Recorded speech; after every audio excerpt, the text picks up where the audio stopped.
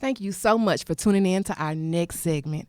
Tonight we have two dynamic female rap MCs in the building. We have actress and philanthropist Troublesum, and we also have the CEO of HeadTurners Entertainment, BOSSLADY, JAYE. Tonight we're talking about Boss Talk with Queens. These ladies are dropping gems on how they became successful in this rap game. Not only that, we'll discuss other entrepreneurial doors that it has opened for them. I can't wait for you to hear that aha moment. These dynamic women that have taken the industry by storm have found a way to monetize their gifts. So stick around to see what they have to say, because you can learn a lot from a queen. So now you are plugged in, tuned in, tapped in to Outside the Box.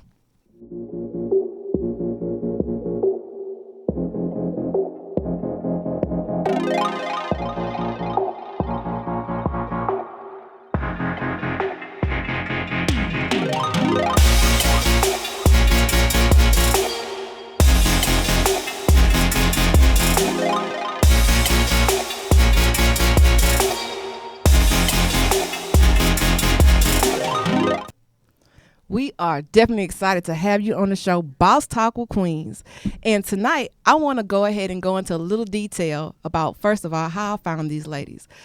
Both of us, well, both sets of ladies that are here tonight, we have both a decade of history behind us. They have inspired me. I have watched their careers blossom and flourish. And so tonight, I want to introduce you to these bosses that I call queens.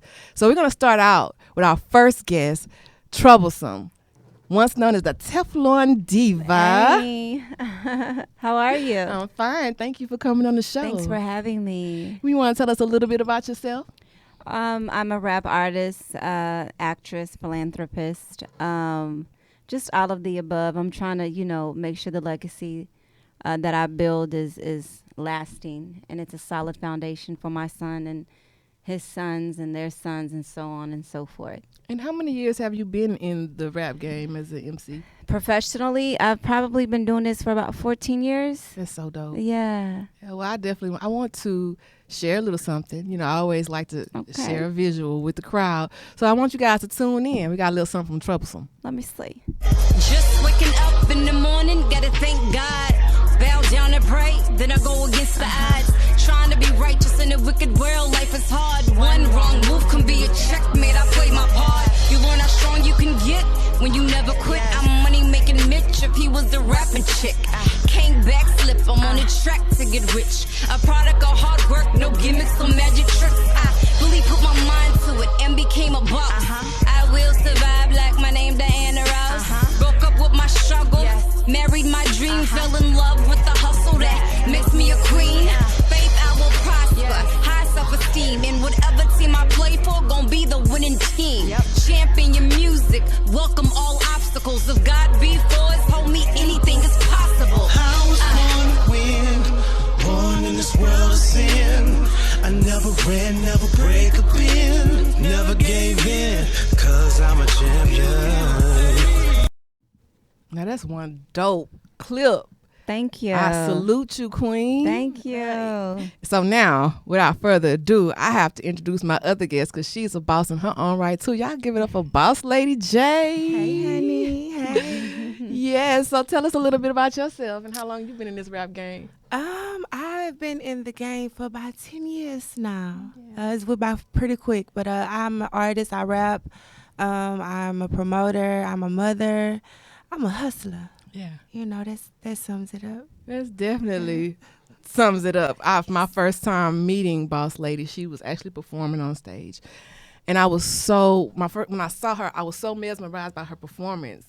I had to go pull her off. I'm like, man, if I was still in management, I want to manage you. Because, it's just her charisma, her style, her grace, just the way she handled the mic was just everything. Same thing with you. You have your own flavor that can't nobody imitate. Thank you. Yes, the Teflon Diva. And you have definitely opened up the doors and, for female MCs right here in Houston. And I'm sure it was a lot of young women that, if she could do it, I could do it too. But I also have something for the crowd from BOSSLADY JAYE. Stay tuned. In the night like a burglary. I ain't in the playing of the games on my phone, but your nigga on my line trying to come to my home. You ask me that nigga wrong, I'm showing your nigga like go nigga gone, bitch. Play with your mama, don't play with me. Fucking the boss, so I play with keys. Cop the real one, we was overseas. To chefing and I got the recipe. Don't play with me, play with me, play with me, play with me. Play with me, your nigga wanna come play with me. Play with me, play with me. Play with me, I'ma see shooters if they try to play with me. They gon' show love for a real bitch. Show them it's really me, still switch. Play with yourself on some real shit. I'm not the one they bring full clips. Getting respect is a must. Told them in God that we trust. Give him one taste, he gon' buzz. He gon' be slurping it up. Look, play with your kids or your mama or Amy. Play with yourself or they packing no fannies. I got they rock about ZZ, no jammy. And niggas be playing, I check them like Tammy. All of my bitches is red like we're asses. Controlling the ball, I ain't giving no passes. I should start charging for gang college classes. Well, obviously, you don't need me to tell you that we are definitely surrounded by bosses this evening. So I wanted to ask both of you ladies some questions simultaneously because I'm anxious to get these stories from both of you guys. So I'm gonna start with you first because you have had a longer period in the game. What actually inspired you to want to become a female MC? Tupac. Hence my name, Troublesum. That's Tupac's record, Troublesum 96. Okay. I had moved from Memorial. I don't know if you're familiar with that area. Mm-hmm. So keep in mind, I'm coming from Memorial. And when my parents got divorced, I moved to Southwest Houston because my favorite aunt at the time stayed over there, and we just loved it. And so when we moved over there, I got introduced to Screw and Tupac and Thug Life. And then they were freestyling, and I just decided to freestyle with him. Yeah. And the reaction that I got from hustlers, I just wanted it over and over again. Mm-hmm. And then my aunt introduced me to poetry, so I started writing poetry, and then I put the poetry to music, and hence rapping. Yes. And what about you? What made you want to step out there and do your thing? Kind of not the same thing, but poetry. From like 10, 11, that was how I expressed myself. I'm gonna write it down. It pissed me off, I'm gonna write it down. Yeah. And then it went to rap. And then the performing, and then everything else. And I just fell in love, and I can't get enough. Like, it's something about that rush you get when you hit that stage, man. I know my first time hitting the stage, I was nervous, but once I got that mic in my hand, I became someone else. Yeah. It was like my alter ego. I forgot about my problems, my fears. I was just all about serving, and being used as that tool, and that's what opened up a lot of doors for me as well. So when you guys decided to take that leap and to become into the music industry, now this is a male-dominated industry. Absolutely. So what kind of, brick walls did you guys come into with trying to come out, especially in Houston, because Houston is known, it's like a homeboy hookup city. It's not what you know or how good you are, it's who you know. And so females that are actually talented have to work twice as hard, especially if we're not bopping our way to the top. Absolutely. So can you guys tell us some of the pitfalls that you've run into with being a female MC in this industry? If we want to stick to Houston, my sound is not Houston. Sure not. You know what I mean? I have a very universal, global type of rap. So that's why I make a point to say H-Town, Houston in my raps, because when you hear me, you don't hear necessarily Houston. Kind of like Travis Scott. He doesn't sound like Houston, you know what I mean? Right. But I just think more so I didn't have that pour-up type of flow at the time. But the blessing in it was that God placed me around men who kind of opened the door for me. Men like Corey Mo, men like Trey the Truth, men like Pimp C and Bun B. You know what I mean? Mm-hmm. So because of that, it made the process a little bit easier. Okay. But nonetheless, I don't even think that it has to do with Houston. I think it has to do with just being a woman in hip hop. My biggest obstacle was not compromising my self-respect. And for that, I took a lot of falls. Mm-hmm. I took a lot of doors were closed on me. A lot of deals were canceled because I wouldn't rap about this particular subject, or I wouldn't sell myself in this particular outfit. So I think that has been the biggest brick wall that I've run into. Yeah, and how about you, boss lady? Same thing? Somewhat. Some of my thing, Trub got a couple more years on me, so I'm sure we experienced some, Right. some of the same things. But my thing was, when I came in, it was, let me hook up type thing. That come holler at me and I'm gonna do you a favor. So I became a boss. Mm-hmm. I'm finna get my own label, my own studio. I don't need y'all for nothing unless I need you, So that and I went around that. And then, like she says, not compromising who you are as a woman. That's I'm a mother. That's right. Certain things I'm just not gonna do. If it take me a little longer, it take me a little longer. Sis. So that's it. But like you said, I mean, come with it, and we were built for it, so Absolutely. we worked through it.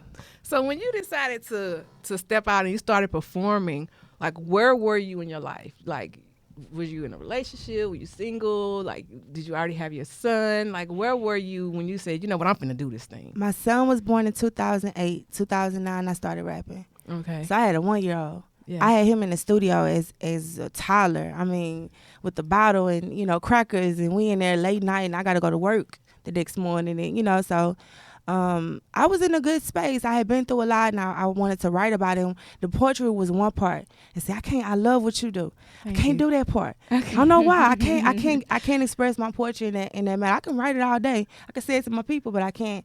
You know, so the music was my therapy in a sense too. I'm writing what I'm going through. I'm able to talk about it, and you know, so it was a good. And I just been growing since then. So they get my growth in my music. You know, got to show your growth. So. That's like what's up. So Trub, like when you were trying to build your career, did you have a solid support team, or was you like a one-man camp starting out and people just kind of?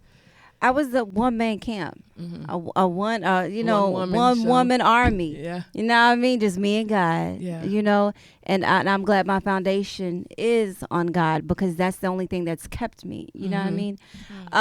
But as a mother of a son, I was very intentional about the decisions that I made, because 5 years from now, when he looks back, I want him to know that his mom did not compromise.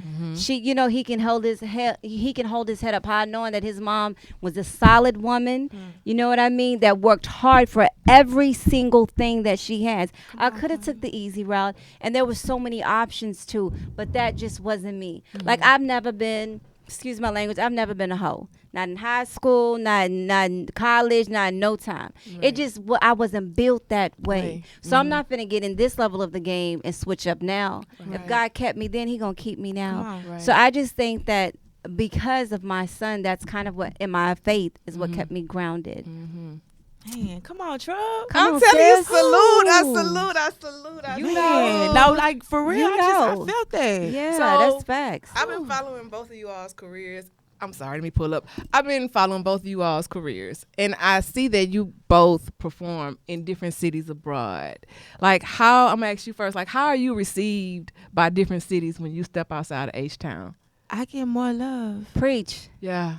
I get Preach. more love. Like, they be like, man, you dope. You know, they say it here, but it's just a whole nother, you know, once you've been out here and done so many shows, I guess it's, you know, you meet new people. But I go out of town, it's like, I mean, from autographs to, I like going out of town performing. Yeah.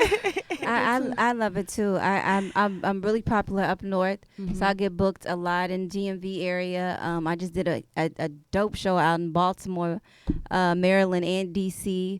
I'm gonna give you an example. I went to Atlanta, and Tip was doing the show, and it was Tip. It was the thugger. The line was so solid. And Clay, who is Tip's manager, he pulled up. He was like, "Trouble, your CD." Now keep in mind, I'm at any major concert in Houston. They not asking for my CD like, we got 5 minutes, go on, like spit some real. Come on. They not asking that. But if I go to Atlanta, if I go somewhere else, it's recognized. And I said, you know what? It brings me back to the Bible, because you know that's my foundation. Come on. A prophet is never received in his own town. Ooh. No. So with that being said, I accept it for what it is, and I appreciate, you know, what's been given. So it is what it is. You know, I made a post about that today. I said, you know, don't worry about who's not supporting Absolutely. you. Do the work, and the right people will. Absolutely. And I've learned that, because most of my support don't come from familiar faces. At all. You know, and it's okay. Yeah. Because there's somebody out there that need that light that I'm shining. Right. And I'll take that. You know, Right. I'll take that with grace. So what advice can you ladies give for other female MCs trying to, you know, get into this game? You first. So this is in my bio, and I stand by this. Faith without works is dead, first of Preach. all. I don't care who you are. You're not going to get in there. You got to work. You got to put the work in. Have to. And don't be fooled by social media and the pace of things on social media, because, baby, it's not that. It's not that. And don't compromise yourself. That's what I stand on. You know, if you can, I mean, you be who you are, but work hard and stay true to yourself. That's the biggest thing. Hustle hard. Hustle hard or go home. Yeah, the marathon continues. Remember, this is a marathon. It's not a sprint. So pace yourself. And more importantly, like, have a foundation with God, because there's so many vultures. There's so many sheeps in wolves' clothing, let me tell you. And it's so many opportunities that will present themselves that look so good, you know, but then they'll, you know, and then they'll have that little thing, but I need you to do this. Right. So I think that you need to know who you are before you get in this business. Know your foundation and stand on that solid 10 toes down. Have faith in God. I don't know where anyone is else, but I encourage your faith in God, because you're gonna need it in this business. This business is very dark and demonic, you know. But this people like us that shine light to it. But it is what it is. Third, get you a good attorney. Know them contracts. Read your paperwork. Know with them No royalties. hookups. Yes, no hookups. Have your business in order. You are boss chicks. You know what I mean? We are grown women handling business. We're pacing ourselves to leave a legacy. That's You right. know what I mean? So that would be my major points to stress as an artist coming up. Faith, know who you are, and have a good attorney. Yes. Yes. And I will drop this gem to let you know that, you know, you can be popular, Absolutely. but popularity without paperwork is pointless. Absolutely. That's nice. Back when I first started coming out, you know, 20 years ago, 20 years ago, I was just so anxious about being in movies and having my music on soundtracks. And, you know, anybody that knows that when you do movies, it's a delayed gratification. And so when I went into it, I didn't know anything about royalties, or, you know, I just took the per diem. I was just so happy to be a part of the projects that I didn't care about the pay, because I was just happy that I got chosen. So not only did I get chosen to play these roles as myself, as Onae in these movies, but my music was on those soundtracks. But because I didn't have my paperwork in place, I'm not getting paid. And my music is still in rotation, but it's under somebody else's soundtrack. So I try to tell anybody else that I see coming up in this game, get your paperwork right. You know, popularity, that's going to come, but when you don't have paperwork, you don't get paid. Period. You know? Period. So speaking of movies, both of you ladies have graced the screen and have played roles in films and stuff like that. You want to tell me a little bit about that? Yeah, so I love acting. I kind of got thrown in it. D-Rec saw me, D-Rec asked me to audition for Mike Jones' biopic. Okay. And so I auditioned, and then they made me rap. So and they gave me a standing ovation. Okay. No, so that kind of opened the door. But when I realized with movie, now I studied drama in school. So, and when you're an artist, it kind of goes hand in hand, because when you hit the stage, you're performing, you're putting on, you know what I mean? Right. So it kind of goes hand in hand. So that kind of opened the door for me. And then from that came another opportunity.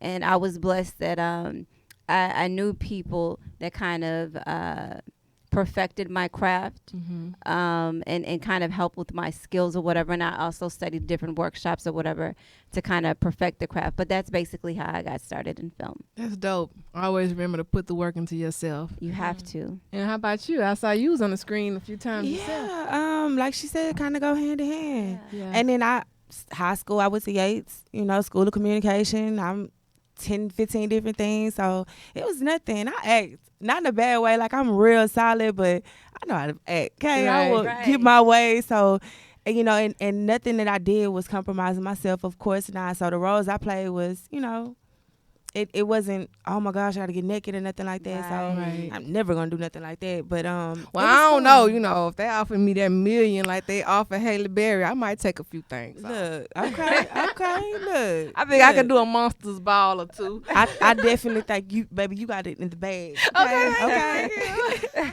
But yeah, it's dope, man. This music has opened up so many opportunities. Yeah. Just putting yourself out there will open up opportunities, and being respectful and staying true to who you are. Absolutely. It'll open up so many doors. Like, Yeah. it's crazy. Absolutely. So I'm blessed. I thank you, God. Amen. And like, he done kept me so long, 10 years. Yeah. Yeah. You know, that's, And I'm like, man, my legacy gonna be stupid. Like Yes. I'm still young, or whatever. So I'm like, it's no telling what he got planned, for the future. So I'm excited, still working. I'm so very proud of you. I see that you're promoting different establishments here in Houston. The music, And open then- it up. and open it up. So what establishments are you promoting now? Right now, currently? I'm at D-Bar and Chad's. Chad's is a new spot on Cullen. It's actually an old spot, but it's they've renovated. oh my gosh, so sexy inside. It's so sexy. I'll to be on doing my Cullen. book signing there. Y'all keep stay Yeah, tuned. it's real nice. Trey, you gotta come through, check us out. I'm It's there on live. Tuesday. I'm actually there on Monday, Tuesday, Wednesdays, but Tuesdays is the night that we got going right now. Trap Star Tuesday, so artists come through.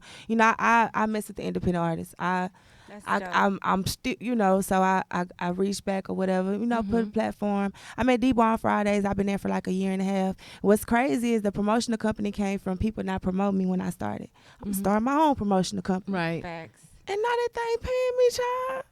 Okay. Look at Yeah. God. Okay. And I didn't even know when I started. I'm just like, I'm going to promote myself through here. And baby, God said, no, boo, you going to, yeah. And the opportunities just keep getting bigger and better. So, yeah. Well, we're definitely walking into our season in 2020. Come Ain't on nothing now. going to stop us, Yes. But I came to the table with tools, not with my hand out. So Hello, world. if we going to chill together, we going to build together. How about that?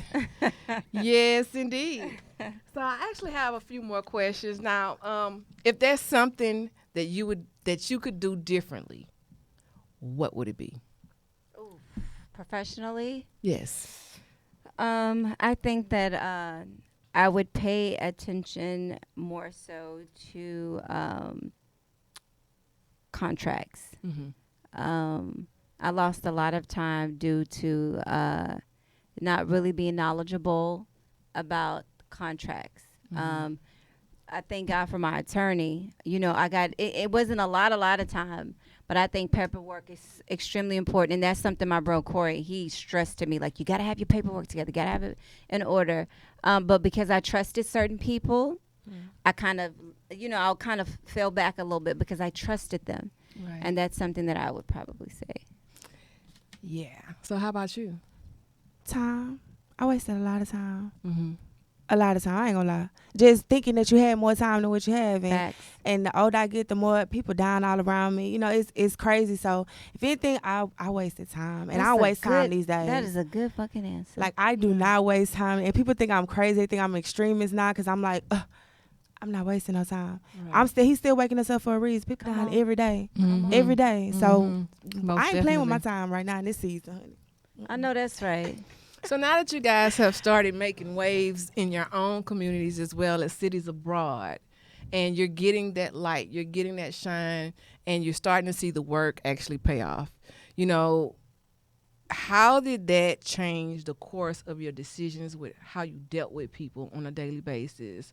Like, when I started becoming popular, I had all these friends, and I was so like naive and gullible that I allowed people to kind of take advantage of my talent until I kind of like had that aha moment to say, wait a minute, they're making more money off of me than I am. So how did your success change your relationships? Did people start shading you? Did you cut certain people off? Did you grow closer to different people? Like, how did that affect you? I've never been a clique type of girl. I've always had my people, my friends to this day. I connect with who I connect with. But I would have to say that I prayed for more discernment. Because it's a lot of people in your face smiling, and 9 times out of 10 they stabbing you in your back. You know what I mean? And I've opened the doors for so many people. Yes, you have. Only for them to I be the bridge for them to connect with such and such. Right. And I'm forgotten about. And I think that I've kind of had to really kind of thicken my skin and boss up. Like, I heard an interview with Beyonce. She said, I had to be okay with telling people no. With kind of being the bad guy. So that took me some time because I was troublesome in the sense where I fought for what I believed in. I fought for myself. But when it came to my people, I was a softie. So I had to be the same type of energy. I had to be like, nah, like, y'all not finna get away doing me like that because I love you. Right. You know what I mean? It's not Right. reciprocated. Right. So that was like the aha moment for me when success came. But the most important thing, what I love about God, is that he allowed those people to show themselves to be revealed to me before I even transitioned to the next level. So it wasn't me being all Hollywood. It was you. Right. And you can't come to this level. So yeah.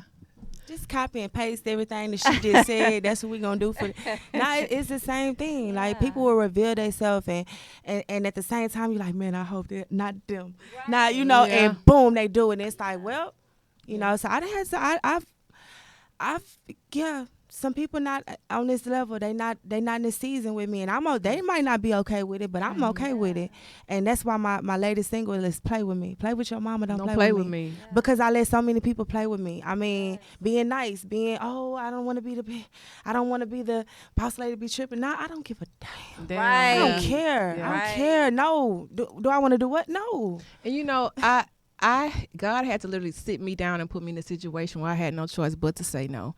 And that was the most hurtful thing, because when I started to say no, it was because I was in a bad period in my life and I was unable to say yes. But in that time of saying no, people was really showing me who they were. And I feel like some of my blessings were blocked because I was trying to bless people that God was trying to teach a lesson to. You know, and so to stop me from playing God, he had to tie my hands so that I couldn't be their bailout system. You know, and so once I learned that, and I learned the power of no, I can now see the fruit of my labor in my manifestation, because I'm not letting other people trample over it. And one of the main things that I had to do is not allow myself to be overly accessible. So when you're too accessible to people, they take you for granted. So I had to even stop doing open mics in my own city, because why would they pay to see me if they can just go to open mic? So, you know, we learn, we grow, and we sow. So this is my way of sowing back into the community by creating a platform for like-minded individuals that are living in their calling, chasing their following their destiny, because we're reaching those goals. And hopefully someone that's watching the show can be inspired to continue the race, the marathon. Let me get that right.